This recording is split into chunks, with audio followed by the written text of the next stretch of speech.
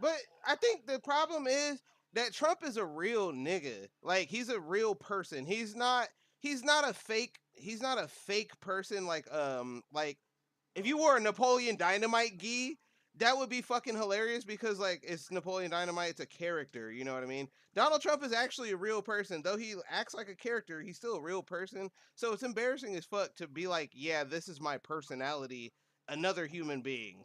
Not like a mythical character, just another human being. That's so weird. Did y'all see that video of this man touching the Prince of what is it? What is it? Dubai or Arabia or whatever? They said it was fucking forbidden to touch the man. The nigga touched the man and looked back at him and smirked in his fucking face. Bro, bro, Who is that? All right, hold up. So this is a beautiful part. Guess what? If you're watching my stream, you can see me looking up the shit you're talking about. So yeah. Mm-hmm. Oh yeah, be careful. Yeah, you be careful, Brendan. Brendan. You got me banned for fucking 38 days, Brendan, on TikTok. And I was actually making money on that one. I wasn't making no money on no other ones. I was making money on TikTok. I was making $8 by the time I had started streaming. It's all good though. Johnny Somali could face a 10-year prison sentence for kissing a statue in South Korea. Whoa, wow. yo, wow. Oh, that's weird though. Oh, I see. Yeah, I'm reading. So here, let me go through and read it for all the people who are joining the stream, I guess. It said a moment of recklessness has landed an American social media influencer in hot water. Johnny Somali, a 24-year old American YouTuber, sparked outrage after he was seen kissing a statue that represented Korean women who were victims of sexual assault during the era of the Japanese occupation of Korea. That is fucking just so like out of bounds. That is such a OT, like, yo, bro, that's so out of line. I could see why, like, they're just like, they're just,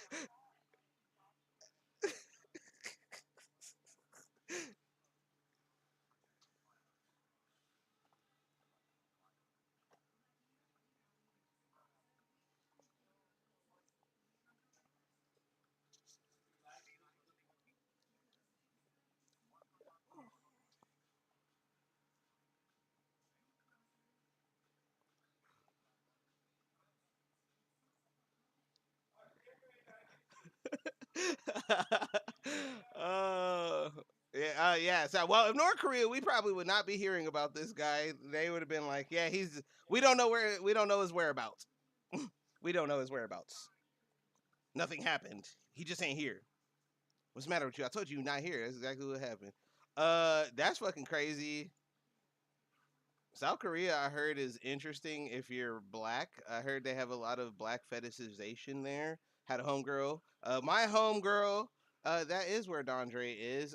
Big fat shouts out to my homegirl, Angie, aka Petty, my co host on my former podcast. I don't know how she's doing these days. Petty for your thoughts. I forgot that was the name of it. I forgot. I thought I was gonna say Penny for your thoughts, and I'm like, that's not what it is. There was a reason, but yes, Petty for your thoughts.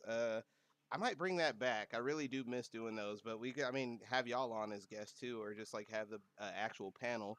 But with that being said, I don't know, man. To like, there was a dude who went to South Korea, I think, or Singapore or some shit, and he disrespected like a painting, and like they hit him with a cane on his backside like 100 times, and he ended up like unaliving himself due to the depression and trauma that caused. I was like, yo, that's gnarly, bro. They beat my ass on public television with a cane. That is pretty gnarly. Corporal punishment, yo. I'm not gonna lie to you. I think we definitely need that.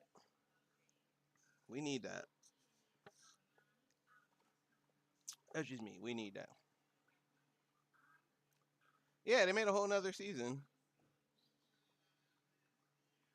Man. To all the people out there watching the stream, if you want to call in and weigh in on some of the things we talking about, go ahead and call into the motherfucking stream. GlitchStream FM's number is 909-666-0429. Come talk some shit with us. I know, right? I tell you.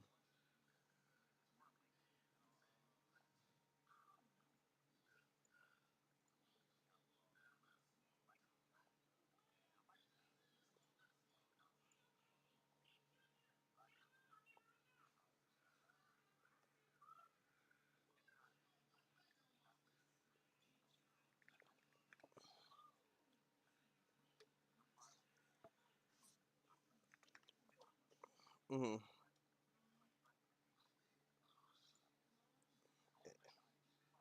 It is. Sort of. Hmm.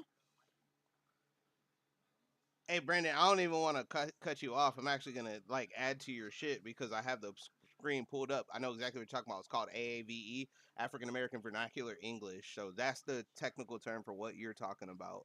Um.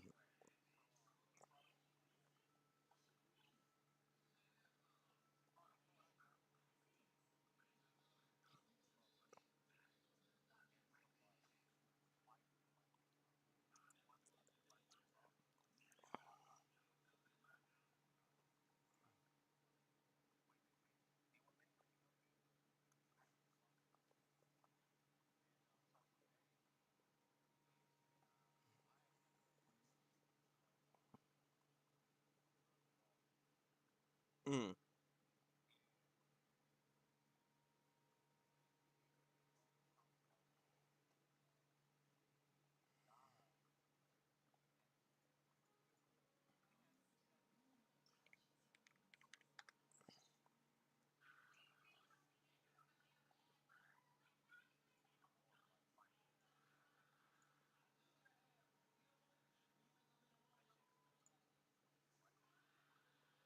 mm-hmm.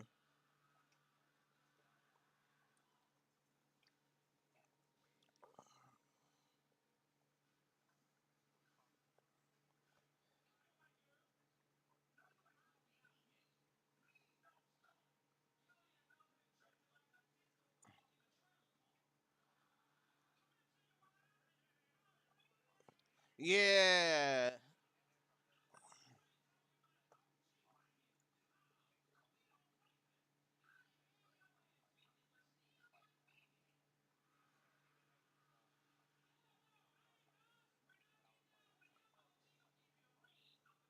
It's have you ever I don't know, y'all probably heard this case. It was a court case where a dude was like he went to the bathroom and he was telling the people he do they have a bathroom and they were like yeah, he was like sorry, I'm about to blow this bitch up, and they called in a bomb threat thinking he was gonna like he was it was like you we know what the fuck you mean if you say you finna blow up the toilet, that motherfucker's finna reek, translation, right? But for some reason the judge like thought that that meant the same thing too, like not that he was gonna poop, and so he had to actually go and like hire somebody that explained that. And I mean, I guess the general consensus, like they surveyed a bunch of black people and everybody knew exactly what the fuck he meant. And I think it's really funny that that kind of thing happens where like art it can cause that much fucking like miscommunication, you know what I mean? Like, yo, that's not what I meant, you know what I mean?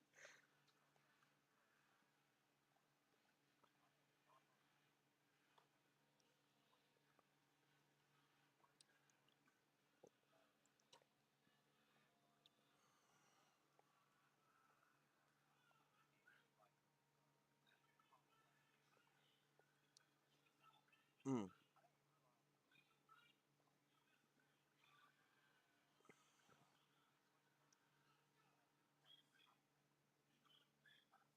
Yeah, cause like you Ben could have done it. Ben means like that's like, bro, you should like at the like you had hours to do this thing. You know what I mean? And then you could have been done that is a little bit less of that time period. It's like, well, by now you could have done it like probably like 5 minutes ago. But Ben is like, damn, nigga, you could have done that like days ago. And it's just crazy. You're right. Like we do use, but I think that honestly shows a interesting grasp of the language to kind of make it your own, because every language that like you hear in America is based off some form of English, whether it be American English that's like just straight proper English that we know, like Anglo-Saxon wasp fucking English. Then you have like Southern English, and then you have obviously even older Southern English, which is pretty much the same thing as fucking African American vernacular at a certain point. Because like Appalachian folks. I can't say the other term because apparently that's actually a derogatory term now. But we all know them folks, the ones that watch NASCAR, the ones that watch NASCAR and chew tobacco. Think about it. Yes, that's the one, and not real nigga, nor registered nurse. Yes, that is. You cannot. It's considered a slur. Hmm. They got one on them. But anyways, like you hear old Southern folks, they talk just like niggas, like just like niggas. And then they be the crazier part is sometimes they want to act like they don't though, and it's like, no, Miss Martha, you know damn well you just said finna 30 times, bruh. Finna. That one. Well, that's the thing. That's the yeah, yeah. That's why. And if we okay, let's say slavery happened in the northern states. With what? Yeah, kind of. Yeah, no, you're right. I'm just saying, like, had slavery happened in northern states, we would probably AAVE would probably sound closer to like Anglo-Saxon English, like the yes, I say all of my words with complete pronunciation. We, you know what I mean? No offense to people who do that. I used to be like that. It was like, so what happened with me when I first grew up, I actually didn't have any kind of accent or anything. Kind of like now, I just have like that nasally voice thing. But you can hear like the nigga come out. But like when I was a kid, I didn't have any of that, and everybody used to make fun of me. And I remember one summer, I'll never forget this fucking summer because this was like eighth grade going into freshman year, or no, seventh grade going into eighth grade, and Harry Potter book had just came out, and I was getting texted, and my homie was like, "Bro, why do you not say nigga?" And I was like, "Bro, I just don't really like the word. Like, it's just not a word that I like." Cause I'd always been taught that like there, we don't got to dumb ourselves down to call ourselves that, right? That was my mindset when I was like, 11, 12, 13. This nigga Riley watching Wildin' Out. But anyways, um, so I was, they were like kept bothering me about it, and then finally it just broke, and I just started using that shit like wholesale, bro. I use man. I call my mom nigga. My mom be like, "What up, little nigga?" So like, it really do be like that now. Hmm. Yeah, like I used to not like use it, and then I got pressured into using it to the point where I just said, "Fuck it, I'm gonna use this shit wholesale." And then I started just like, okay, well, you know what? At the end of the day, I don't have to abide by anybody's rules on what the fuck I want to say anymore. And so if I'm gonna use nigga, I'll use nigga in the way that I use it now. And it was because I saw Tupac. Never ignorant, getting goals accomplished, and I was like, "Yo, that works for me." So that's why I say that shit, and so that's why I like, and then like my little Baltimore kind of like hanging out with Houston, that hoe and shit like that. It's just like where you live, bro. Like you just pick up shit. I just can't pick up shit here. Like I say, small kind is a joke, but that's not like I ain't really pick that up. Like I don't pick up shit from here. Here is just a little bit too much for me.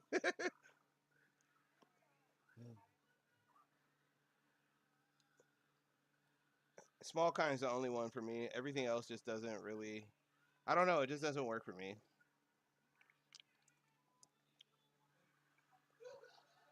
Hmm. I've been too many places. I'm gonna mute that nigga because he clearly not. Hmm. No, I know, right? Motherfucker. Bro, we live, nigga. Like, I'm sorry, we not about to sit over here and be subjected to the foolery. Especially if you're not gonna participate in the conversation either, nigga. Just sitting there watching Wildin' Out like Nick Cannon is hilarious. Dave Chappelle head ass. I'm sorry when they. Hmm. Actually, that one's not gonna get me demonetized. That word, so I don't know. Oh, he watched Instagram reels. Yeah, you kind of did. I mean, you kind of did.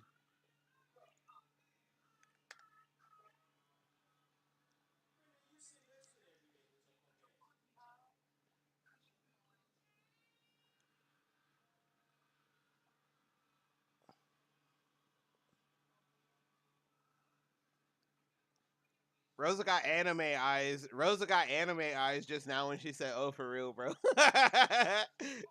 She got the anime eyes, bro. Y'all know exactly what eyes I'm talking about too. The like sparkly joints, bro. Casey's older than him. Older women have balls, bro. This is factual as shit. Like that's a straight shooter all the way. Upper management written all over. That's a office space line.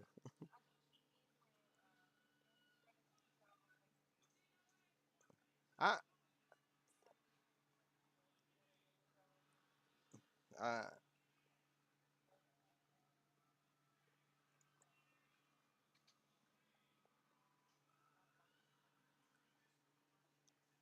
Oh, like I don't know, man. Older women in McDonald's, man. If they buy me McDonald's, I'd be like, you might as well go ahead and get me a Happy Meal too, because I'm quite happy. Like, hey, getting bought food is always dope. I have never been one to be like, I didn't appreciate this. If you bought me food, like, if you bought me anything, I'm just like, yes, thumbs up. Like, I'm not like the girls on Hinge who say that the key to their heart is food and lie about it. If you buy me food, that means that you give a fuck. Yep, I don't care. Yeah, that's exactly what I say. I be roasting them on that shit, bro. I be like, you got a nigga saved in your phone as free food, don't you? I don't know. I will burn a like to roast one, and I'm not gonna lie to you. I feel like petty doing that, but I feel like if you're gonna be disingenuine on dating sites, then like you deserve to get roasted a little bit. Cause like there's people who be on there and be like, yeah, I'm sorry, I'm just on here for an ego boost, and it's like, yeah, because you're a girl. Usually the girls are doing it. So go look for girls, and I bet you'll run into one. Dudes don't get on there for an ego boost because like dudes don't get compliments, so an ego boost isn't like a thing a dude seeks. You know what I mean? It's like one of those things that just it's like a shiny Pokemon. For my man Shadow Man 236, it's like a shiny Pokemon. Them hoes occur every once in a blue moon as a dude. Unless you're dating somebody, then you probably get a little bit more compliments than the rest of us. But like, if you were just like oh, out in public, the chance of you getting a compliment are kind of slim as a dude. And then the target or the people who are usually sending you them compliments are usually old ladies. Usually, like women like my age group or like our age group generally don't. But they should though. Hell yeah, me too, man.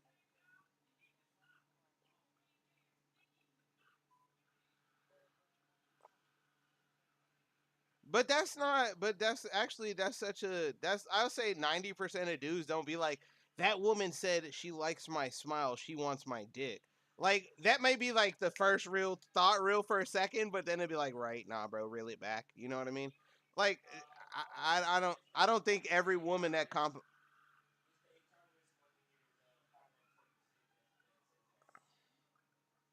Oh well, see that's you see how that nigga is. Yeah, exactly.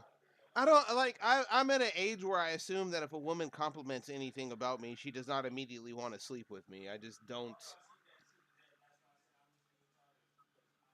Yeah, I know. We know you. We yeah, but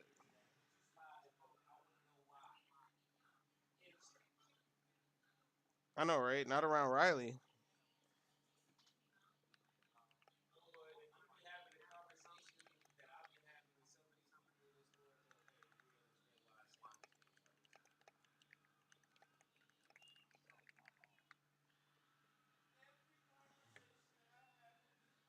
Hmm.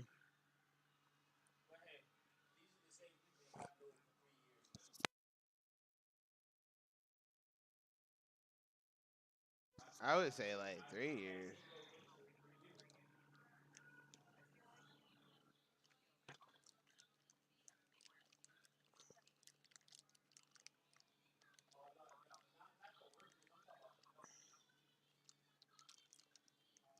Yeah, cause like me, I don't know. Y'all like work in customer oriented shit where like I kind of do have a customer facing job, but it's not a job where like I always have to be in front of customers. Most of the time, it's like, and then most of the time it's the same exact customer every time. It's not like, yeah, you may have regulars, but you're gonna get that one customer that you have zero like, who the hell is this guy? You know what I mean? Yeah, exactly. Like if I'm buying something and like some shoes and they're like, hey yo, the shoes you got on now though are pretty nice though, man. I'm not gonna take that as like, wow, they generally like my yeah. Yeah, that's definitely not the best thing to do.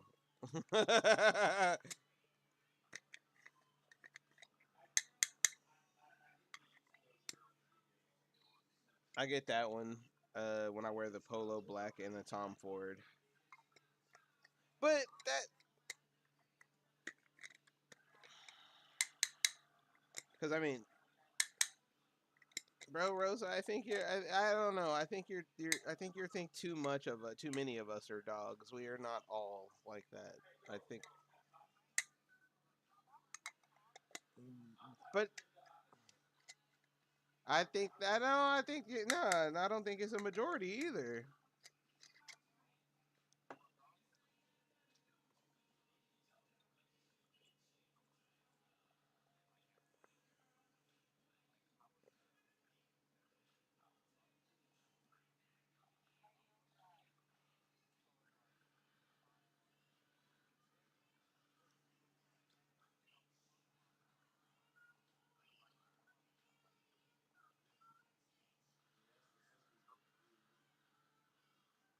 I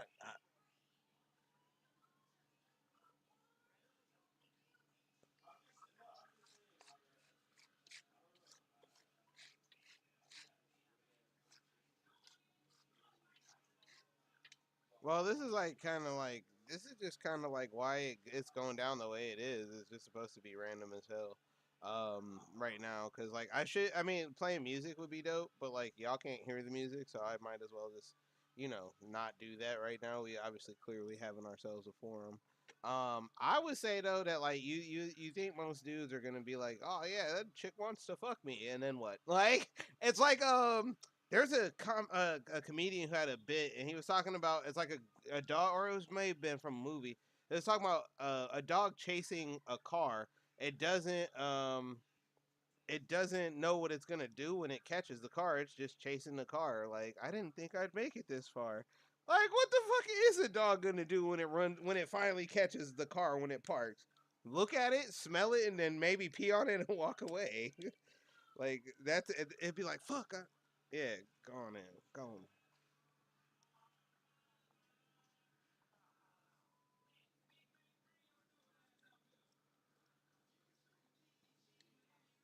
It kind of did.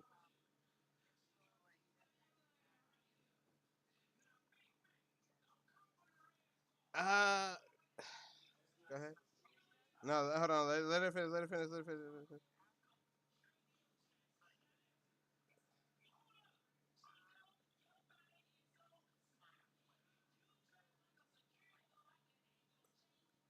Uh, Let me go ahead and just I guess because I actually be on apps and Brendan's already locked in, so yeah, like it's a different story, I guess a little. Cause like your girlfriend, like, cause Brendan's girlfriend is from the older era of dating too. Hold on, I was just saying, I was just gonna give. I'm just saying, let me go ahead and hop in right quick as the person who has the most accurate, or not accurate, but the most recent experience with the shit. Cause Riley don't be on dating sites. He be more the conventional old school way. Damn, nigga, I'm not saying Brendan can't talk. I'm just saying, let me just give my insight on this one real quick from a perspective of a nigga who's actively on apps, I guess you could say. And then we'll move on to Riley because it's just like the structured order. Because yes, they count because that is part of the modern dating scape. So when I was okay, look. So like when I'll take you through the courses. When I was in high school, to date, you would have to pretty much see a girl that you like, even if it's so like not at your school. This is like one. not at your school. This is like one that you like you at the mall or like maybe in your homie's neighborhood or like some shit. You know what I mean? You're like, damn, I want to say what's up. You would probably have to approach her, like maybe ask for a number, ask if she want to hang out with you or whatever, right? And then see where it goes from there. If you go with the school route, it usually has to be a girl you're in a class with, or like you see a lot. Very rarely does it ever work out smoothly where it's a girl that you've seen like once and you have no clue her classes. You don't even know how to help. Like, where the fuck? Like, I've never seen her before. Like, so it's usually like that's where you build rapport with them, you know what I mean? Like is the class ones. But the ones that you just see out in the wild, you gotta ask for their number or whatever. That's what I'm saying. School's different. It's more rapport based. But like yeah, outside of school, it's just like you gotta take your chance, right? And that was back in the day. So then once I came through in college, it was still kind of a little bit of high school rules, but then like it was still like the texting game was like a new thing now. So like a lot of the girls you would like really get to know them more through text instead of hanging out in class or what would be the other equivalent in college, like going at meeting at parties and chilling and talking and shit, or that's how you did meet them is at parties, right? You know, yeah, Brandon, no, that's a kind of rapport based one too. But then when you're in college too, if you're like at another school for a weekend, like for a football game, or maybe just like you got some homies who go back home and you're like meeting new people, it's still the same. It was still the same concept. You had to shoot your shot, get her number, text her, call her, whatever, maybe hop on Facebook or something, but that's how it worked. Somewhat. Like I was hold on. No, I'm not let me like one more time. So then now I say the modern dating scene is like kicked off right as I got out of college, at least for my experience, and that was more like Tinder based and like swiping and like maybe shooting your shot in the DMs on Tumblr or Twitter if they lived in your area. So you had to kind of be more online with it, but like the face to face interaction started becoming a problem too because like asking for a girl's number became like synonymous with catcalling, which I understand what catcalling is. Don't get me wrong. I understand there's a difference between "Hey, nice tits, ma," and "Hey, excuse me, could I get your number? You're looking real cute today." I think there's a difference between that, but there were some people who had never experienced the other side. They always just experienced the derogatory shit, and so any dude,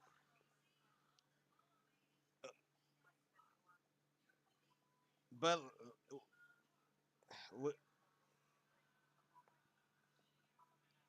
but when your whole approach was you just having to take that shot because you don't know them and you can't build rapport, it's like fuck. What do you do?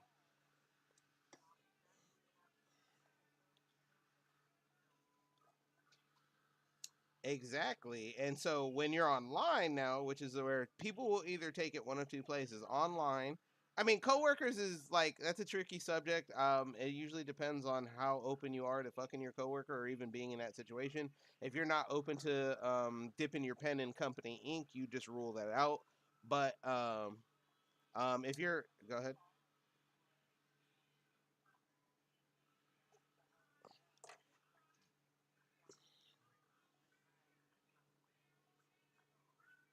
Exactly.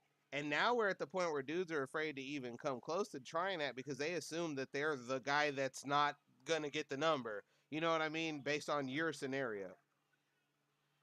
It, how can you practice it though? You know what I mean? Right. And so to go with that, my whole thing is I will never, no matter how much energy a woman is giving me at her job, I will never ask for her number at her job. I don't give a fuck how unless she asks for mine. No, no. It is my personal. I don't care about the vibes. I don't care unless she asks for my shit. I'm not gonna cause I no, no. I I have a code of ethics for it's not about being scared, it's respect. Because I've been in situations where I thought I was 100% in there and they were just being nice. They were just being nice. That was it. And so when it comes to work, I assume that a woman could turn it up to 110 on the charm level for work. You know what I'm saying? Especially at a sales place. Like, you know what I mean? So it's very hard for me to be like, yeah, I'm in there.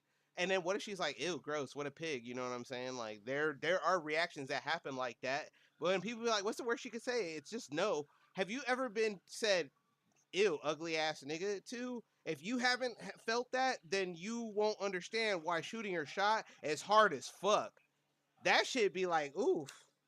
No, rejection is one thing. Being called an ugly ass nigga when you asking a girl for her number is like 10 times harder than a no. Go ahead. To be called what? I would never call no woman ill if I'm asking for her number, but didn't niggas do that? They'd be like, ugly ass bitch. And it's like, bro, you just asked for her number. I'll be right back real quick. Y'all can talk.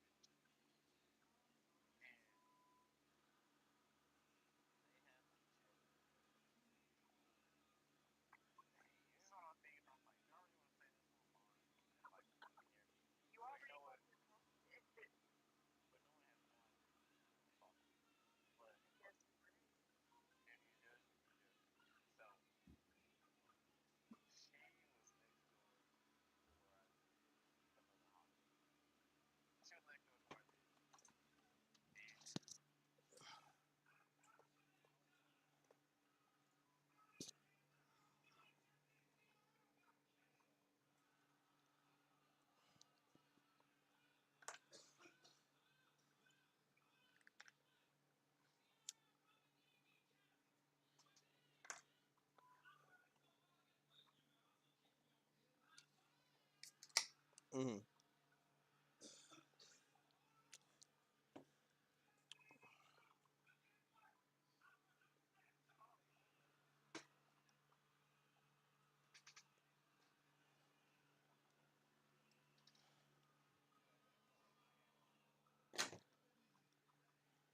Right.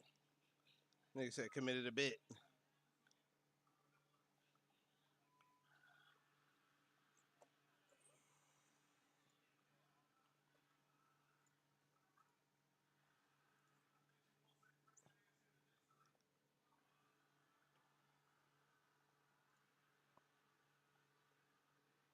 Right.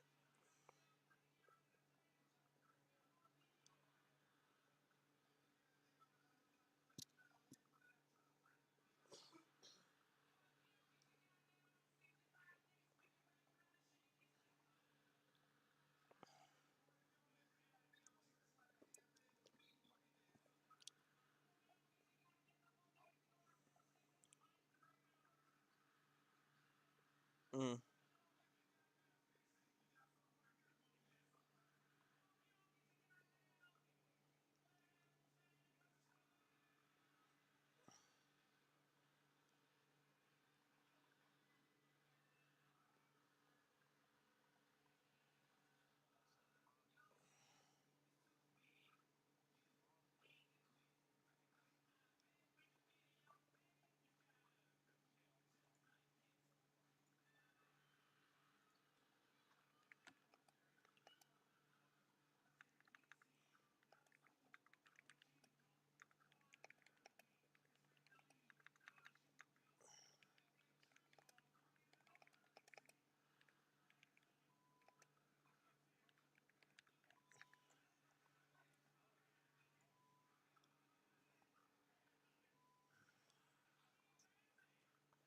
Wait, I think I know exactly what girl you're talking about. Damn, I know I missed a part of the story, but I know exactly what it's about. Damn. That's not messed up. We just know this nigga.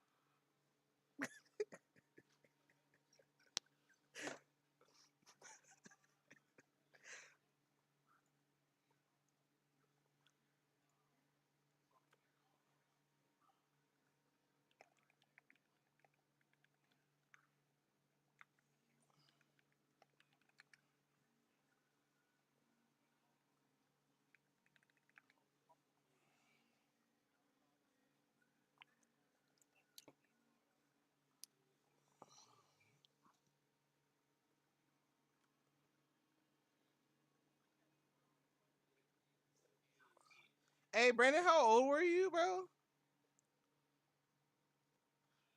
Okay, that sounds appropriate.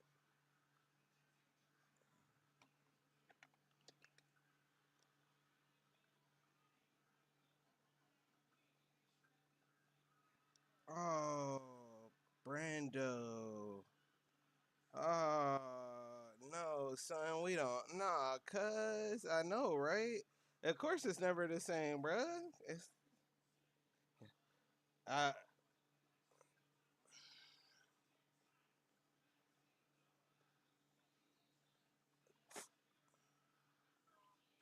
okay. This nigga said, "No, I'm compromised. My cover is blown."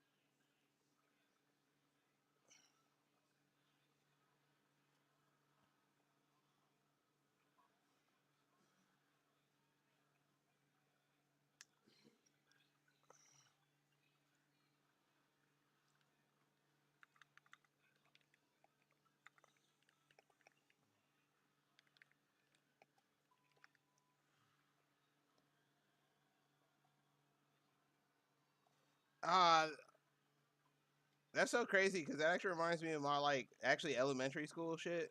For me, so there was this girl named Ashley Pleasant. Yes, I'll say her real motherfucking name because I have like all kinds of motherfucking stories about how foul that shit went for no reason in fifth grade, fifth to sixth grade. So not like fucking early on. But anyways, girl come and leave notes on my desk.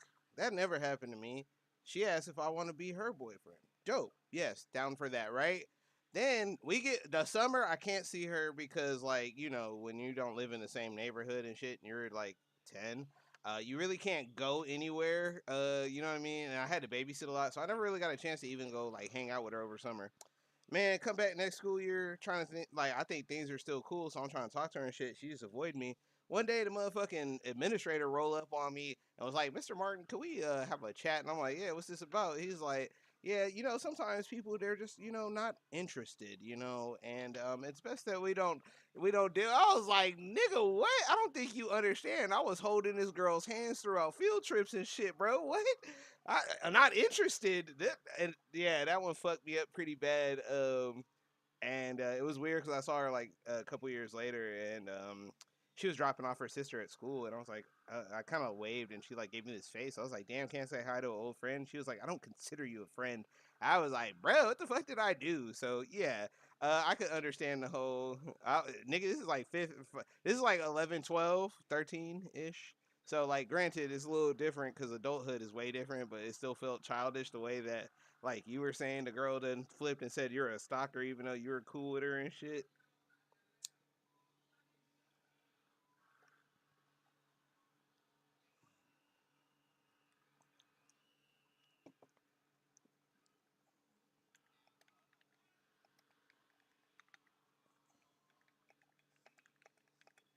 Incorrect.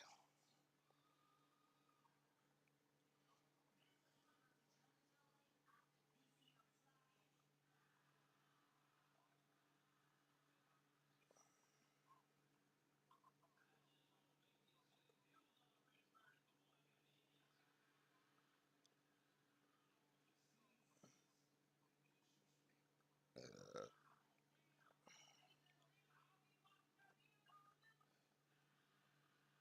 right. Hell no, we're not about to play that. Yeah, I feel you on that one. That one's yeah, that one's definitely. Like I said, I ain't like that now. Yeah, I feel it.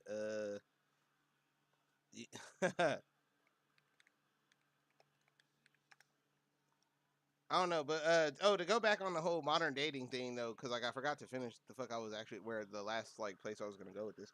The whole app scene has a weird problem with it where it's like Brendan, we talked about this kind of where it's like that effect where the chances of you as a dude getting matches, no matter how good you look, is just not really like, how would you say? It's just not up there like with just any general woman for the most part. They generally have a lot more matches compared to dudes, and so it's like they have a lot more choice to weed through.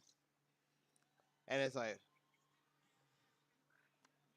yeah, yeah, you had to work with your neighborhood and stuff like that. No, so I was just saying, mine is my experience is mostly online because all I do is work. I try to go out, but like when I go out, it's like people and their friends. I never want to hit on somebody's friends.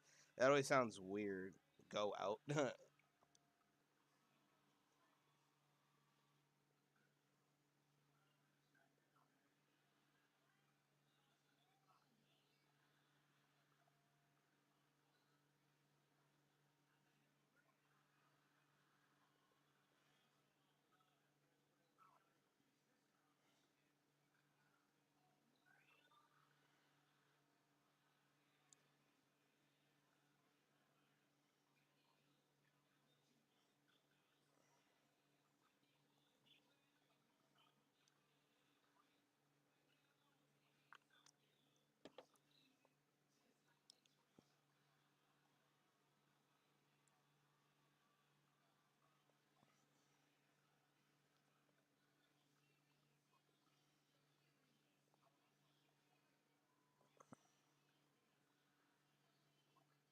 Right? Yeah.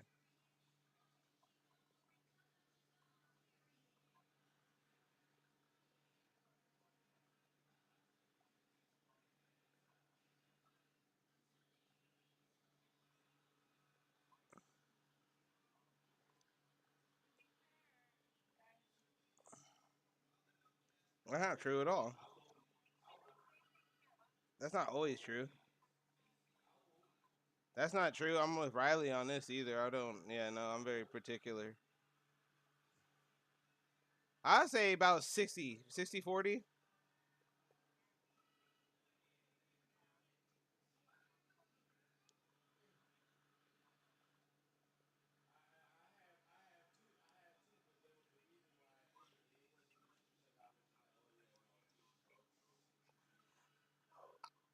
I don't think it's fair to have sex with somebody who I don't find attractive. I think that I'm just giving them like half ass. Like that's just not for. Oh, you probably liked her personality then.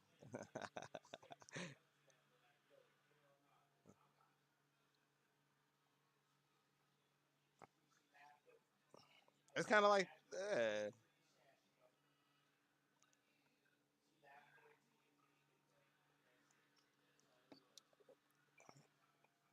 but once again, though, it just for the playing field ain't even on the online aspect. And that's part of the problem. And a lot of people aren't honest with themselves online because, like, a lot of people be saying that they want shit, and then that's just like an ideal. But your best impression is like you're trying to tell somebody what they want to hear as opposed to being real. Like I if I could post my profile right now, I would post it. But like, it's like straight like nigga. Some of my pictures are memes, bro. Like that, I have to give you the idea of the type of nigga I am. Yeah, actually, you should. Nah, you should keep like some of your little like me being a shit poster. That's something you should probably know. You heard what I said though. You heard what I said though. Like me being a shit poster, that should be something that should be known ahead of time because like that's like a how would you say? That's one of those. Exactly. Some people like that shit a lot, and some people really are be like, "Why do you spend your time doing this?" And so it's like, well, if I sit over here and post the memes that I fuck with in my motherfucking dating profile, they're gonna be like, "Okay, I could get a read on the type of nigga this is as far as a sense of humor." That's what I mean. I'm not saying I'm giving all like saying I have red flags or whatever posted in my. I don't know what my red flags would be, but it's not like I'm like.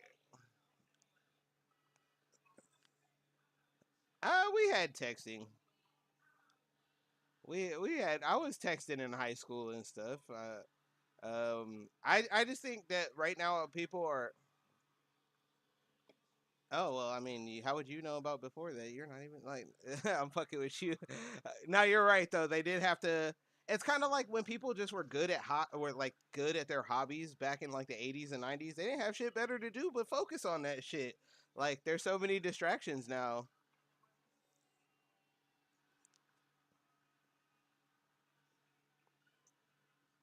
And yeah, there's a lot of extra stuff that you just information you just didn't have back in the day.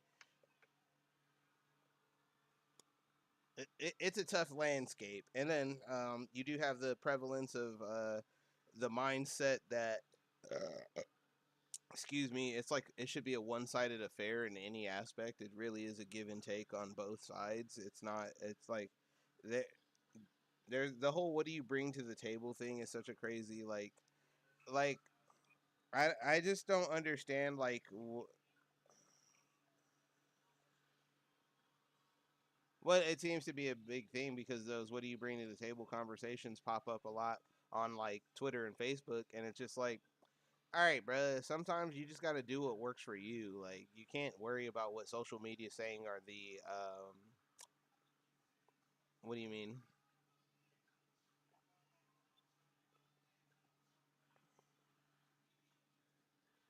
Yeah, see, yeah, that should be your main focus. You shouldn't be like, what can this person do for me, or how can they benefit my life? I guess you could say. This is true, but like I said, to that for that to be the first thing that like most people don't even get to that point where you have to worry about what somebody can do for you. You eventually suss out that they're not for you through other qualities.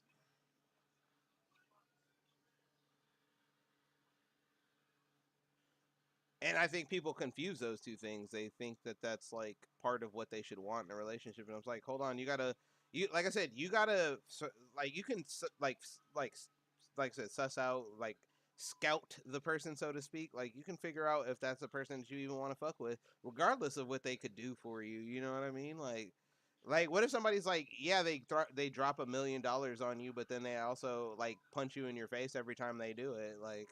I mean, some people might be cool with that. Some people are like, "Bro, why are you putting your hands on me?" Like, is this a? I don't know. If somebody wants to punch me in the face and give me $1 million every time, I'm totally down for that. Hit me up. You know the number. It's at the top. Anybody, anybody. Yep. One time for $1 million cash. Yeah. Mm-hmm.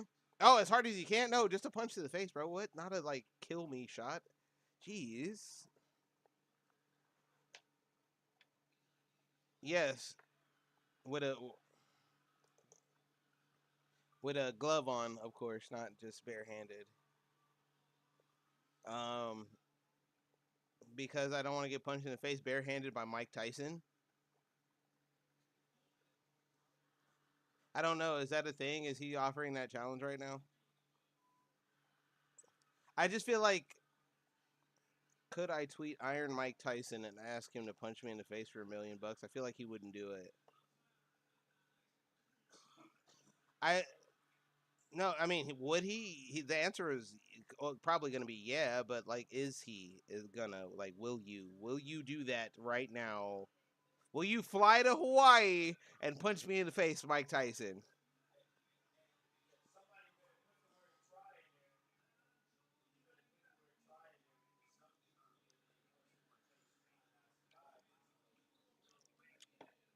Yeah, no, I don't. Yeah, I know. With a glove on, though, I think for $1 million, it'd be worth it. Well, I mean, guys, I think Iron Mike Tyson isn't gonna kill me for $1 million. I just don't believe that's gonna happen.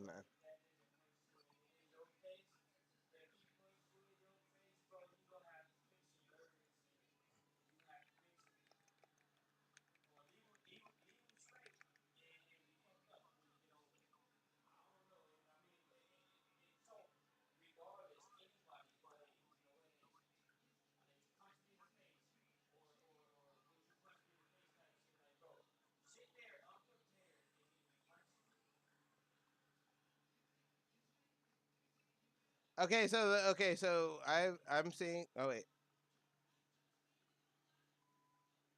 what the fuck? Oh, I was like, what the fuck? I'm like, who hopped in the fucking? Anyways, I was looking online and it says it's not really easy to die from the punch itself. It's depending on what happens after. Like most of the time when you die, it's like if you hit your head as you fall, anything like that. So somebody just like if Mike Tyson punches you in the fucking face and then there's like a bunch of cushioning behind you after you like get knocked out, you're probably not gonna die. But like if you like fucking like land on concrete after that with no protection, like you're completely out of the cold, there's a good chance you could die. That's like how you die from punches usually, is what it's saying, and I could believe that. Oh yeah, I would say he'd hurt something like in my face, jaw area, and all that, but I don't think that the punch itself would kill me. I don't. I just don't think that.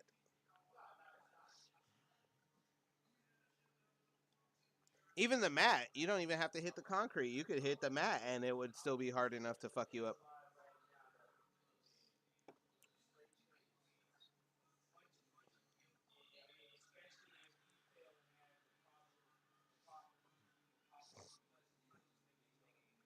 The PPE. Hell yeah, proper protective equipment.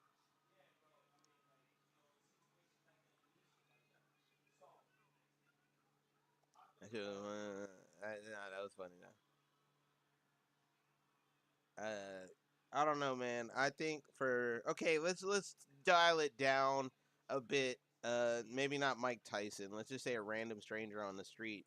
10K. I'll get punched in the face by Rosa for $1 million.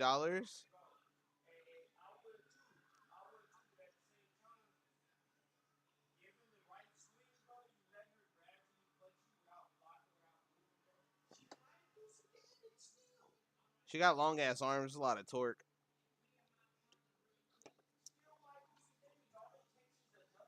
I got long ass arms too, so I can't even say nothing.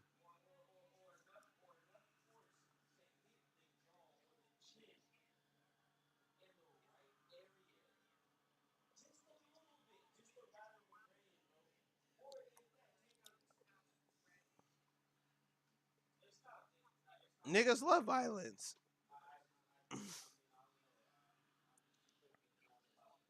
Niggas love violence. What I mean, come on.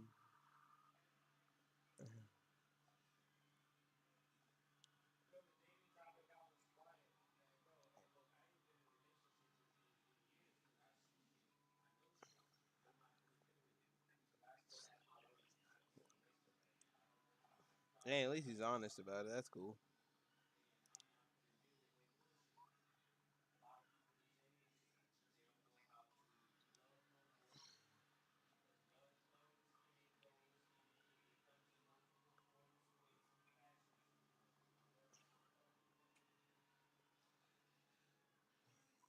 Hold on, Brandon. Brandon, I got you. I got you.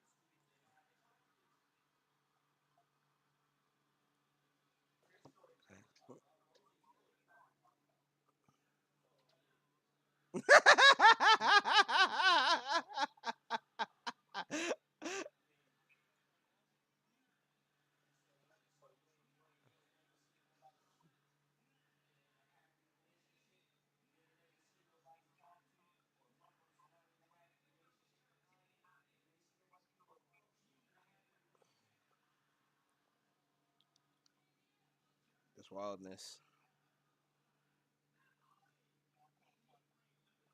What? No, no one's gonna complain about it. Oh, everybody like Cardi B here. I like Cardi B. Cardi B.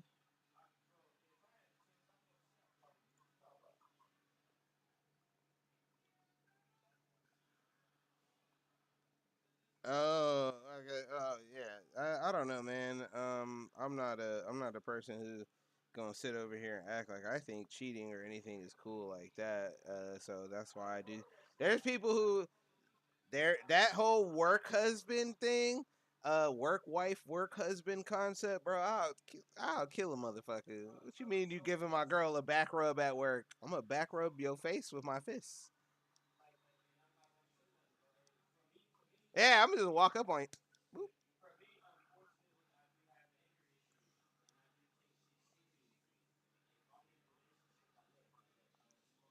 I'm just very territorial, I guess you could say.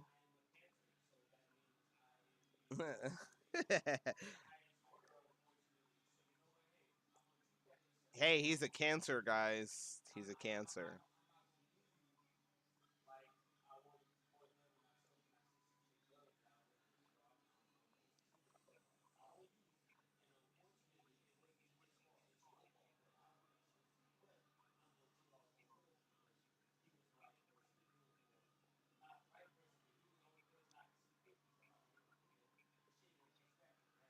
But why you gonna hate a dude? What if you don't even know who that dude is? Like, what if he has like I'm not all right. Like all right, I watch Cheaters a lot, and like most of the time it do be a dude who have zero clue that like the chick has a boyfriend. He'd be like, "Whoa, bro, she told me she didn't have a boyfriend. I don't even know who you are." And it's like, damn, bro, I can't sock no nigga if he have no clue that like the girl that he is with is in a relationship. She could have told him anything under the moon. Nigga not gonna double check that. I do you know how niggas are not concerned enough to double check that. Me, I'm kind of paranoid ass nigga, but like I'm not gonna if I like you walk in, you see your girlfriend and some random nigga you ain't never seen in your life. You, you gonna kill that nigga? Probably not, and be like, oh man, this is a setup. Uh, I may pull the strap and be like, y'all gonna have to get the fuck up out of here. But but am I killing anybody? No, it's not that serious. It'll never be that serious. No, I'll pull it. No, because you don't know what that nigga got on you, and he might be trying to think that type of time. So I just want to let it be known that you're not about to pull shit from behind that bed. Go ahead and get up out of there and get the fuck up out of here. Is how the situation will go down. But like, but then you just don't put yourself in situations like that. So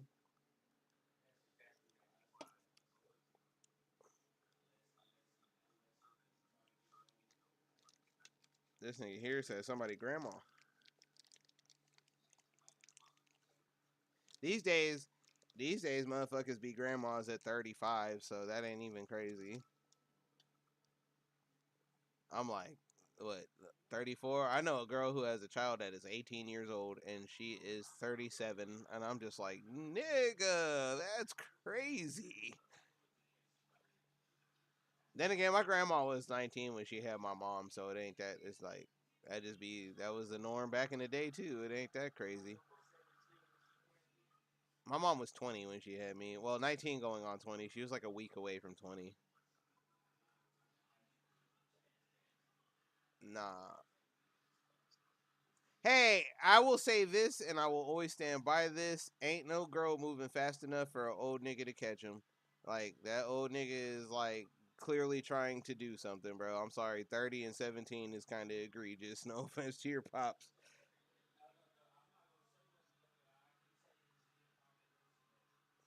but then again, also back then that kind of time frame was just a different type of time too. To be real, like that 17 to 30 year gap, or like that's 13 years. I'm just saying back then it wasn't that crazy back then.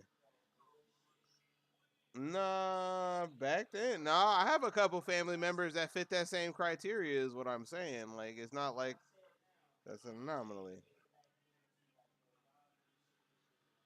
Yeah, yeah, no, I agree. I'm just saying that back then it probably wasn't even as frowned upon as we're doing it now because back then it just wasn't that crazy. Apparently, my understanding. I've met a lot of people who have family members who you look at the gap between the husband and the wife, you're like, nigga, what the fuck? That is quite a gap. But they're like 70 now, so it's like back then they just didn't give a fuck about, or maybe they did, but kept it quiet. I don't know.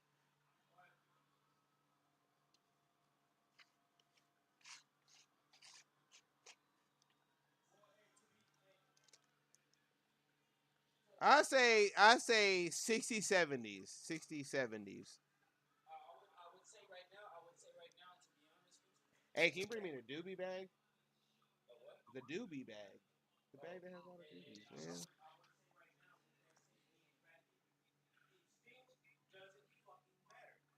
No, I'm not saying that it does. I'm not saying it was good back then either, but like I think it matters at a certain point because you got to think about the gap and like what connection do they really even have? Because I'll be real with you, like sometimes I talk to people who are not even that much younger than me and they don't know about shit that I'm like well versed in. And I'm like, damn, bro, the connection ain't there because of certain aspects of not knowing like the goofy shit or whatever. And so, like, if a girl 17 years old, I could not really honestly say that I'm looking for a mental connection with an 18-year-old. If I'm fucking with an 18-year-old, you know what the fuck I'm there for. That's got to be a real obvious thing. It's not like I'm fucking it's come on, bro. What? It's very rare you gonna mentally connect at 34 with a woman who's 18, bro. It's just very rare. So I don't buy into that. Like if you're 34 fucking with an 18-year-old, that she I say the chances are like maybe 10% of the women who are 18 years old could relate on a level of a mental connection for a relationship to a 34-year-old, like 10% maybe, and that's being generous in my opinion. That's just I think maybe back then it was a little bit because life experience was different. Like some people never left their motherfucking neighborhood, their town back then, but you know.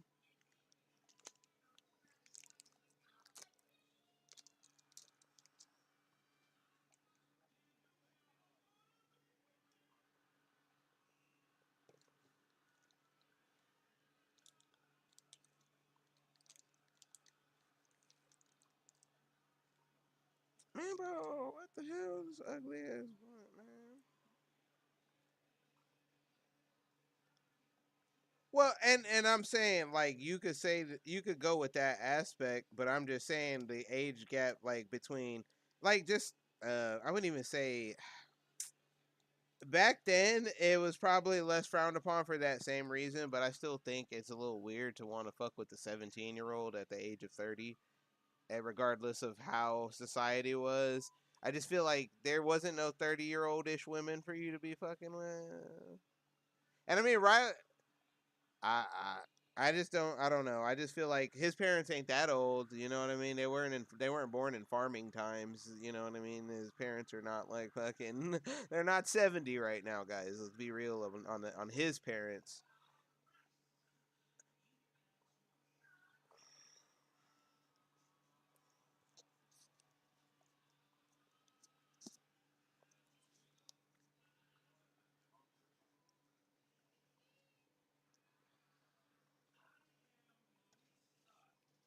Well,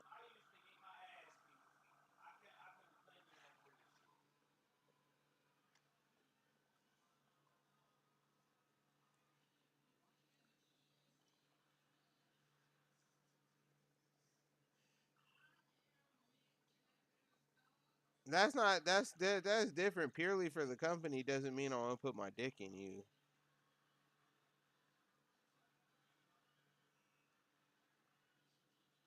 Yeah, see, I guess Brendan would be fucking with a 17-year-old back in the day.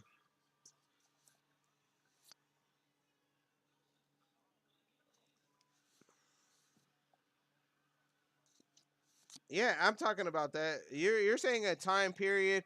I think you're going too far back, my nigga. We're talking about like the '80s, bro, for his parents.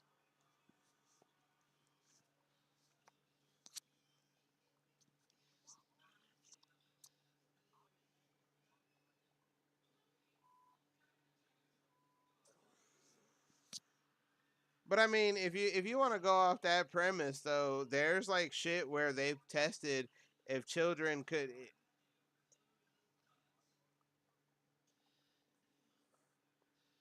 That I don't know. That's like two different things. That's like two different things, buddy.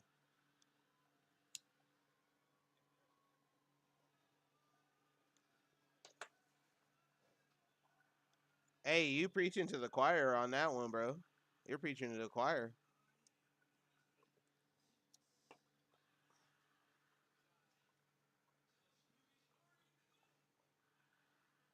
I think the issue, I wouldn't say that like with what we're talking about. I feel like you're thinking just a little bit too far back. Like I said, this nigga's parents were born like probably like late '70s, getting into the '80s, right? So like at that point, you're gonna we're talking about Riley's for the 30 to 17-year-old. But if we're talking about like in the 1920s, yeah, no, his parents aren't in the '60s. That's what I'm saying. I'm from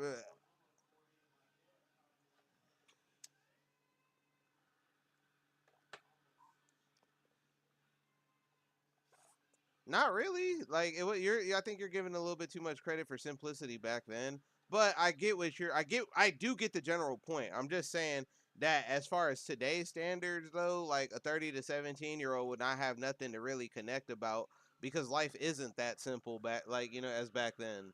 So like,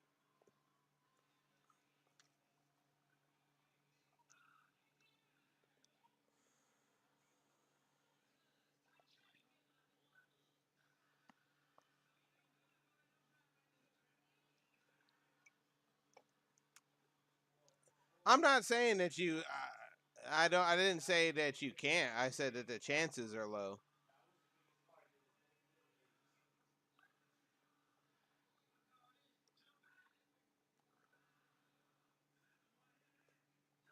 Yeah, but are you planning on being in a serious relationship with all the people that you build connections with? Is what I'm trying to get at. Like getting married, my nigga. Like the fuck. We're not talking about like friendship, my nigga. That's I feel like we operate romantic love and friendship love are like we operate differently on how we go about that. I don't think anybody approaches romance the same way they do their homies. I just don't think anybody does that. That's crazy. No, not even that part. Yeah, outside of that part too. Yeah.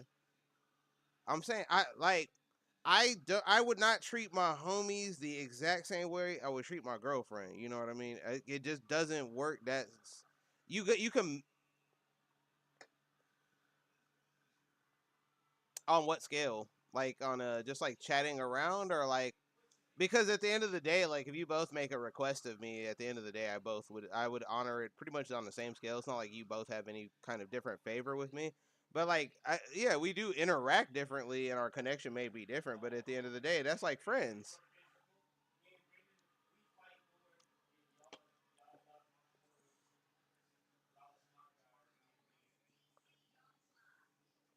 Yeah, and I get it, but I don't because it. I mean, I'm not saying it's drastically different, but it is a difference. It's not obvious. You know what I mean? I'm not saying it's bad either. I'm just saying it is a difference. There is a difference. Like Brendan, if you came to me and actually I think this has happened before. If you came to me, you're like, bro, I really just need a hug. I wouldn't be like, ah, nah, bro, I only hug my bitches. It's like that's not how it works. Yeah, here, bro, bring it in, bro. Like hug life, not thug life, because that's like, but you'd probably still give him the hug too, though, wouldn't you? So okay, so that's what I'm saying. But like, I feel like with your homies, some people don't wouldn't go that far with their homies, but with their girlfriend, they're totally fine with that. And I feel like that's probably because me, you, and Riley are like not those like machismo, like oh man, giving a dude a hug, that's gay. Like we exactly. You know what I mean? Like it's just if you come to me and ask me for a hug, my nigga, you never really asked me for a hug on a daily or some shit. Like even if you did, I wouldn't give a fuck. But like if you're asking me for a hug, you never really asked me for one, then you must really need a motherfucking hug. So let me go ahead and hug it out. Like that's how I'ma operate. You know what I mean? But like your girlfriend you hug every day probably. You know what I mean? That's just like a thing. Like that's part of like I'm saying you operate differently. And so like I feel like you could build a connection with somebody on a friendship level and like interacting with them deeply, but like on a romantic level there are nuances and differences that like can't be ignored, and I feel like to build a romantic connection with somebody who's way younger than you can be tough. Not saying it's impossible, like but like the gap, like, what does an 80-year-old have in common with a 20-year-old, Brendan? You know what I mean? That kind of, you know what I mean? That's true.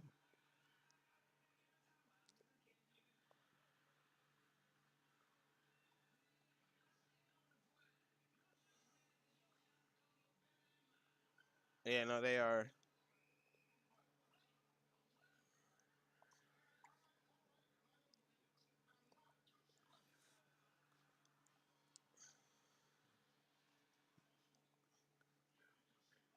Oh, I'm not saying that it's not possible, bro. I'm not saying that at all. I'm just saying that honestly, the numbers aren't like 50-50, you know? Uh, See, I was speaking on my experience. I was speaking on my experience, or from other people that I know. But so I've dealt with mature shit and immature shit as far as pain, as far as how life has dealt me from a young age till now. I've learned to live with that. I've learned to own it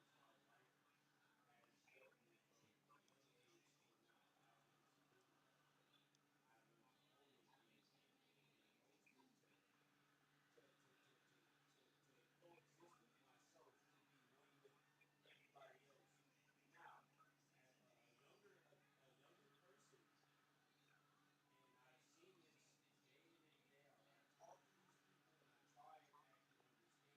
They're still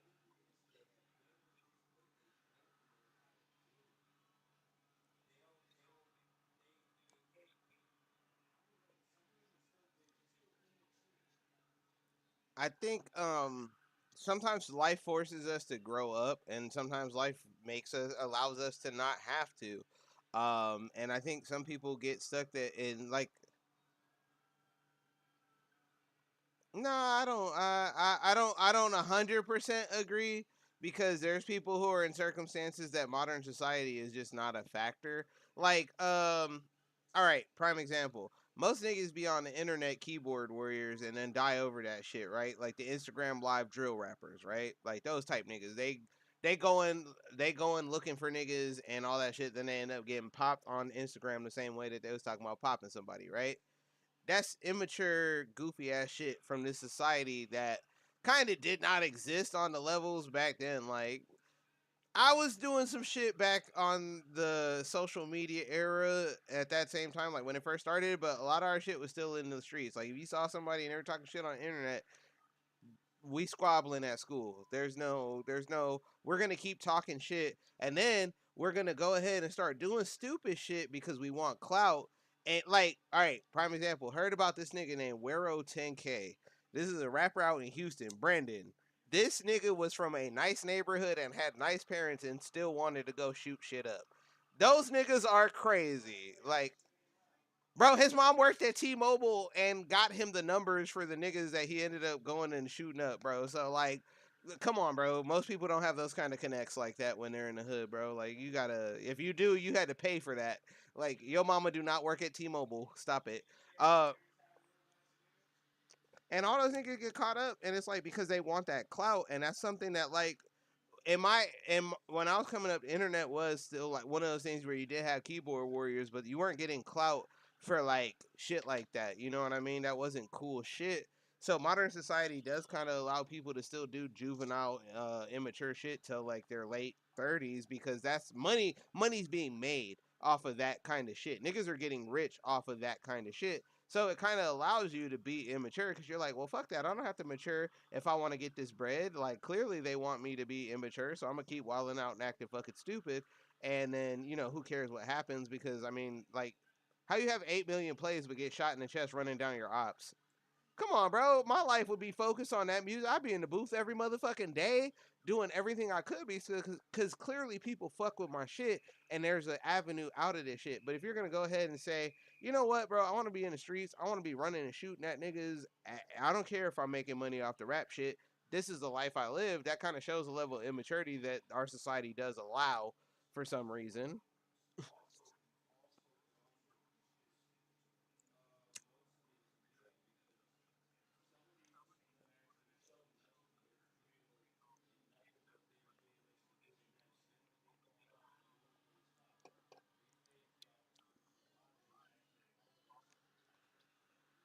Yeah, exactly, and that's what I mean. Our society allows for that because if you didn't keep getting money, like okay, I'll be honest with you. I feel like back in the day, when rap was first coming out, like the '80s, the hip hop, hippie, that type of era, if somebody was talking about drilling, that music would not be popular, just because that wasn't for the time. They were tired of that shit. You know what I mean? They saw the devastating effects of the crack game, but then you had the 90s, and the crack game was showing niggas glamour that you just couldn't reach being a regular nigga. I mean, look at me now, bro. I work in a job that people consider a good job, right? And I still have the same struggles as everyday motherfuckers, bro. Like, the good job don't really mean shit. But if I was out here making, a bunch of plays that were getting me all this money and I could rap about that shit and show that shit in my videos and shit. Who cares if it gets me caught up? I just made a motherfucking $100,000 off my brevin or off my plays for this shit. You know what I mean? So I'm gonna keep doing that shit. And then it's like, damn, bro, we shouldn't glorify that shit to be real. And I mean, the music do be hype and it have its moment, but some people don't realize that it's just music. It's not. You not supposed to really like niggas not coming back from getting shot in the chest, even though a nigga did talked about it like it was Call of Duty. You know what I mean? Like I got it. I'm up 3 calling the airstrike. You know what I mean? Like you could say that joke, but right.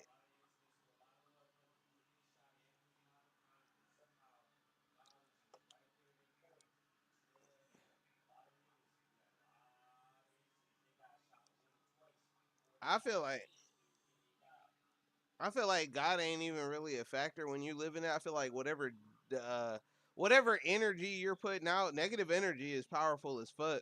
And so like if you're sitting over here rapping about negative shit, that shit I mean going like you it's going to be like kind of how would you say y'all know when villains power up their shit is like they charge up off negative shit, right? And so it usually have a drawback. Yeah. Sniper out now on all digital platforms. She don't know about drilling.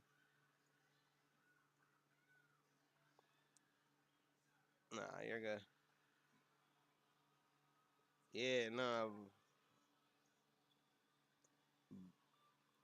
But like, like with the drilling music and shit like that, I feel like when you like I said, negative energy is powerful. And so like when you're hyped up off negative energy, you can't feel like I mean, adrenaline itself is tied to like how you feel and self esteem. So regardless of if you feel like you're a good person, if you're a bad person, you lean into that shit to the maximum, you're gonna have like the utmost charisma, confidence, whatever dice roll you want to play, like it's an RPG. But that shit does run out. Look at King Von. That nigga had music going for him.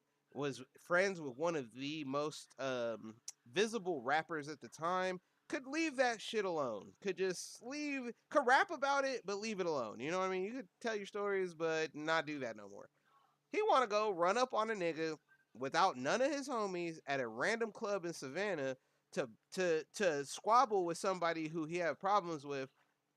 Like that person isn't like you know what I mean? Not another like he don't got homies who be ready. You know what I mean? You think you're the only nigga on earth who is like has homies who have the strap? That's crazy. But when you're elevated by like society, social media, all that to those levels where you're like godlike, you start to think that like yeah, nigga, I am untouchable. I could do whatever the fuck I want to do because nothing's happened to me this thus far. And then you get caught in the chest. You know what I mean? And that's like, I mean, you rap about the shit gonna come back to you, bro. Like, you live by the gun, you die by the gun, live by the sword, die by the sword. That's actually like real facts. That's real facts. Tell me one person who talk about shooting niggas all the time that's still alive. After a while, even those niggas stop doing it because they know that they're like, bro, I got lucky a couple of times. I should probably shut the fuck up because that shit keep coming back to me. Like, I don't believe in all the like mysticism of the universe that people put out there, but there's some shit I can't ignore. And when you do rap about running up and shooting niggas all the fucking time, and then your actions prove, look at Julio Fulio, bro. Fucking factual evidence right there. That nigga still got popped. R.I.P. Julio Fulio, because I saw a story. Honestly, bro, to be real with you, all the shit that nigga went through is it's kind of fucked up, like how it all went down. Having it, bro, so he had a homie who didn't do nothing, was just a cool homie, kind of like Brandon, bro. Somebody came up in there, went up in their house, bro. After they shot at everything, went up in the house and then shot him, even though that wasn't their target, just because. What do you expect, a nigga, after his dad got murdered by a neighborhood friend? Like, their shit trauma is real, nigga. Like, that fucks up people. And so it's very hard for me to 100% condemn drill rappers, but it's also like you gotta realize, my nigga, you can't keep like glorifying that shit. That's the reason shit come back to you, bro. Like, you keep wanting to live that life even though you know it scarred you. Why? You know what I mean? When he did that song with the Fantasia Barrino sample, that was disrespectful as fuck, bro. Like, it was disrespectful as fuck. But then also, who I smoke, young baby, who like, when they did that, that was disrespectful too. It wasn't like one side was less disrespectful than the other. It was just disrespect.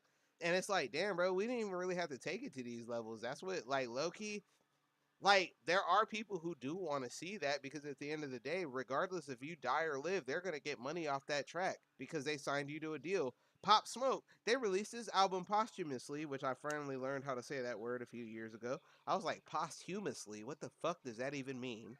But they released his album after he died, and it like was the number one album in the country for like a couple of months.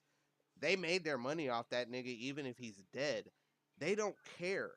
Back in the day, they weren't 100% sure if they was going to make money off your ass if you died, so it was in their best interest to keep you alive. Now, who cares? Go keep doing that stupid shit. Keep talking about the shit that's in your music.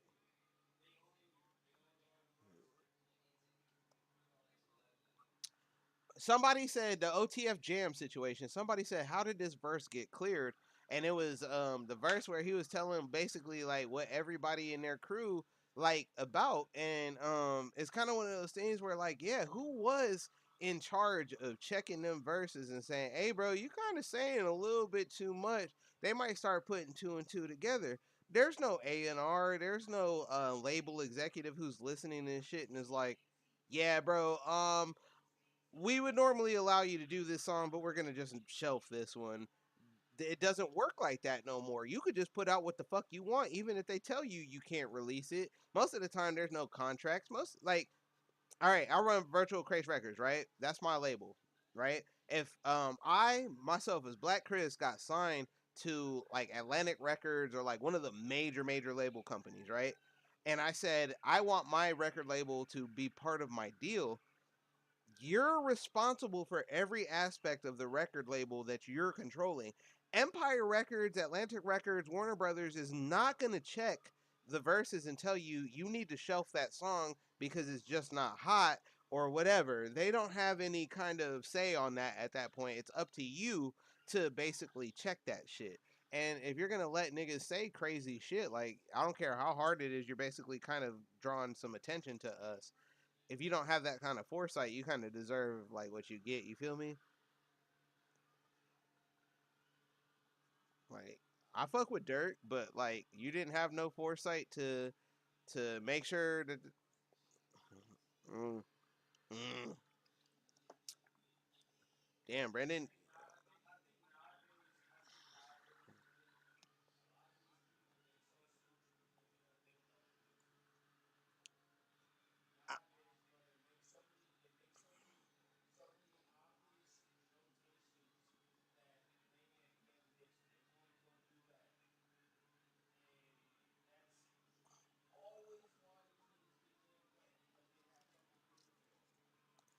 I, I think a lot of people don't like what you just said, paper trails. They don't even think that far.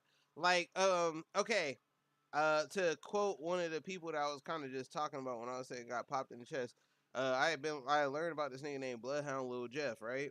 This nigga here had a song, and it's before he got shot, and he said I would have ran up in that nigga's shit if my switch ain't clicked, which meant that it jammed, right? And I was like, wow, bro, you literally just rapped that you got lucky basically because you that nigga got lucky because your shit jammed. In reality, had your shit jammed on the other situation, you would still be alive. Ain't that fucking crazy? Like these niggas be rapping their own deaths low key. That's just so crazy to me. It's like y'all like niggas is wild, bro, and they think that that shit's cool. And there's niggas who like go on Reddit and be like, I saw this thing Trap Lord Ross fat shout, the hardest working nigga in the UK, clearly. He was talking about in this video in Chiracology, niggas was like, man, bro, it's been 12 days since Lil Jeff died. I keep going in the motherfucking mirror and saying his name 3 times, hoping that he'll like appear. And I'm like, are you trolling or are you serious though? Because like there's a level of truth in every joke in reality, you know what I mean? Self-deprecating humor, every humor it's a social commentary kind of a thing. That's why humor is so big. But like when you're are you trolling when you say that you were in the mirror saying Lil Jeff name 3 times hoping he'll come back? Or are you serious? Did you really connect with that kind of music? Do you really feel like you're that type of person? What is the real like truth? Like are niggas trolling or are niggas serious? And sometimes like at this point in time, like it's hard to tell the truth or tell the truth, tell the difference. You know what I mean? The lines are so blurred.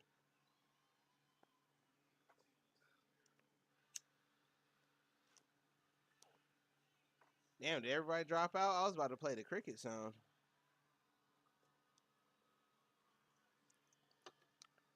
Nah, you're good. I man, that's crazy, bro.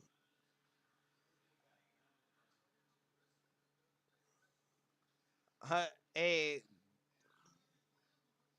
it said the decline of TGI Fridays. What happened? All right, I got to be real with y'all. Have y'all ever been to Fridays? Hey, real nigga. Oh, that's the name of my ex, bro. Damn.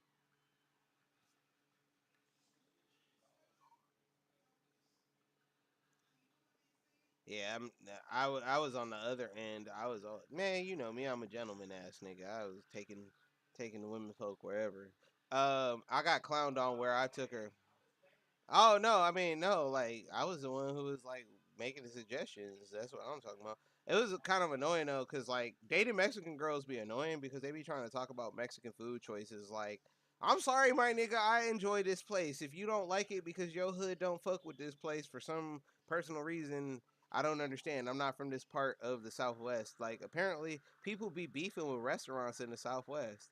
I do not, cause nigga, I'm from New Mexico. There's not too many restaurants I could name off the top that like I've experienced from that state. So every other state is just like, okay, that's cool. But you're not gonna catch me in Utah talking about Arizona Roberto's better than the Roberto's up here, and you damn sure not about to catch me in no California talking about the motherfucking Mexican food because that's just probably a death sentence to disrespect the Mexican food out there. Texas, you could disrespect the Mexican food. Sorry, Tex-Mex is his own shit.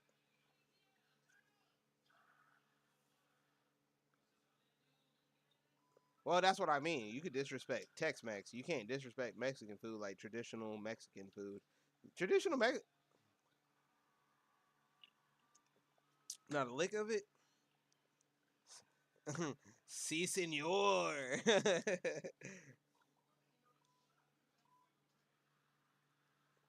Okay. Uh, one more. It be like that. That's how you know the food about to be good, though.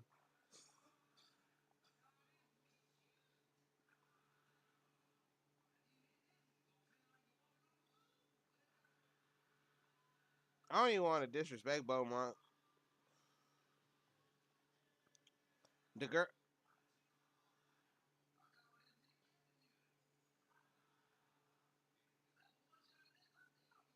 I only know your city for one reason, and it was because there was this coworker I had who was cute as fuck, and she liked the Baltimore Ravens, so we always talked about football. So that's why I know Beaumont, because she used to drive out from Beaumont all the way to motherfucking Meyerland, if you know where that is. It's like in Houston. It's like near it's like how would you say? Fuck, I'm trying to think of like the location because it's like my see that yeah that doesn't work for me, bro. I know streets. You know where like Gesner and shit are, like where Gesner really be at. You know where like Post Oak is. Excuse me. Yeah, low key, low key. So yeah, like oh yeah, no, headed. I'm at the back end of Post Oak, so it ain't so super nice. But yeah, no, I used to work out there, and her name was Sandra. She was real cool. She always asked me if I wanted a Dr Pepper before work, and that is facts. I will always take a Dr Pepper before work. It is my favorite soda. I don't care if people say it's barbecue water. It's fucking delicious. Love me some Dr Pepper.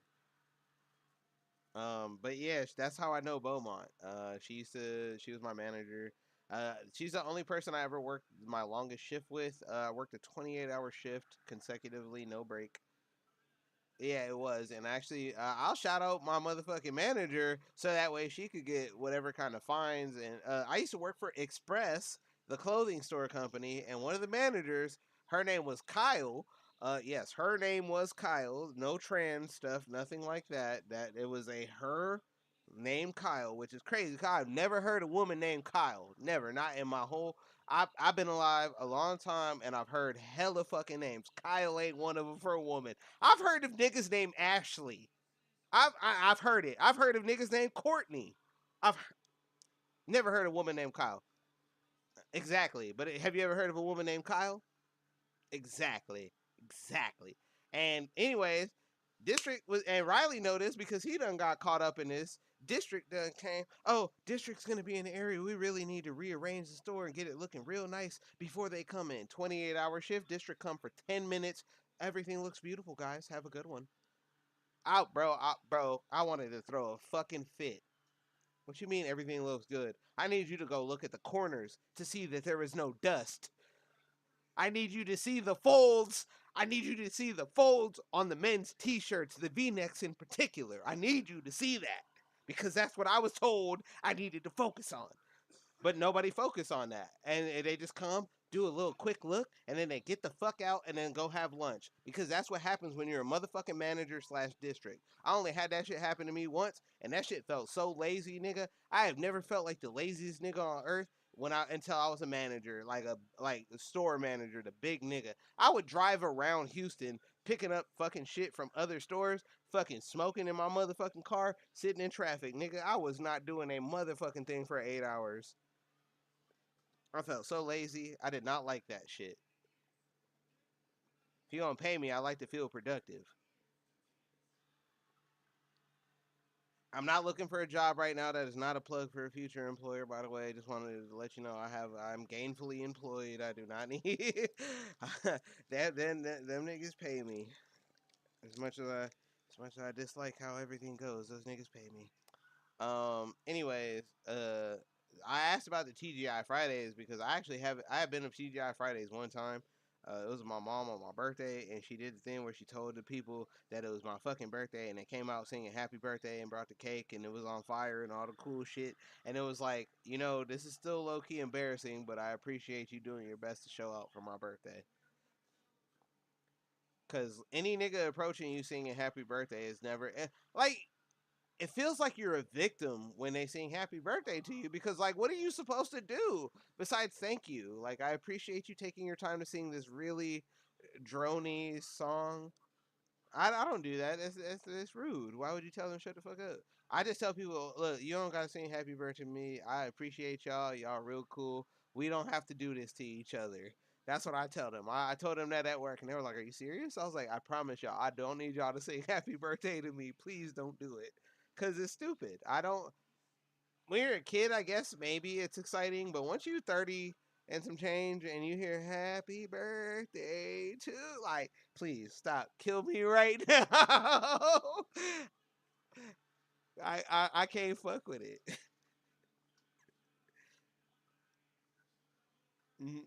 Yeah, it happened to a kid at our job. He just turned 27. Um, we we found out. Yeah, right. Brandon, you're about to be a father. That already qualifies you as old. 27. Damn.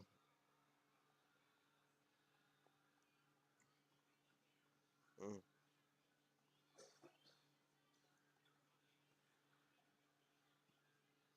Looking at Kyla Pratt fucks me up. Looking at Kiki Palmer fucks me up.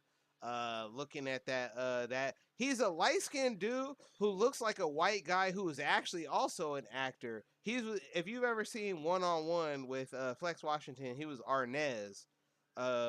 This is I'm dating myself hella hard with this. He hasn't aged too badly, but knowing that he is like a full fledged adult fucks me up. Tia and Tamara being fucking like, well, I don't know. I forgot which one ain't the tap dancer, so to speak. But they was always cute to me. I don't care. Hey, hold on. Hey, Chris, pause this bullshit. I can't really. Hold on one sec. It doesn't work that way. You can't just be like pause this both right quick. Shut up, Brendan. Hold on one second, Brendan. Apparently this nigga want to get muted for some reason. What's up? What? Can we say racist shit on here? No. No, the reason why is because, bro, I just found out, bro, that. Can you hear this nigga still? Can you hear me, Brendan? How can you hear him? I muted him. What the fuck are we talking about here? Bro, Hold up, bro. That's not. I'm not gonna say it, bro. Hold I'm on. gonna tell No, you no. who Hold you on. are. No, no. Cause that's That some crazy ass shit, Wait. bro. Can you hear Brandon? Can you still hear him? No, no. Shut. No, no. I'm still live. No, I don't want to hear that. What the fuck is wrong with you? It's not even a thought for me, bro. Just don't say it. Just what are you? I hate y'all. I'm trying to get monetized. Can y'all not do that? This nigga said, "Do you want to hear my racist thought for the week?" No, I don't. Not on this stream, nigga. God damn it.